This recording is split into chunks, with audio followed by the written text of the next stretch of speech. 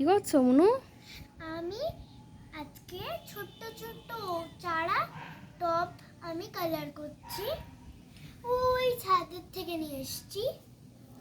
একটা সাদা রং করেছি, একটা হলুদ রং করেছি, আরেকটাকে আমি আরেকটা কালার করব। তার জন্য আমি তুলিটাকে মুছে নিচ্ছি এইভাবে। তারপরে আমি সুন্দর দেখে একটা কালার নিচ্ছি, রেড কালার দিয়ে রেড কালারের মুটকিটাকে আমি এখানটায় রাখবো। ওইটাকে তুলিটাকে নিয়ে এইরকম করে একটুখানি রঙে ভেজাবো, নিয়ে এটাকে রাখবো। তুমি এই ছোট টবগুলো দিয়ে কি করবে? আমি এটায় ছোলা গাছ বসাবো।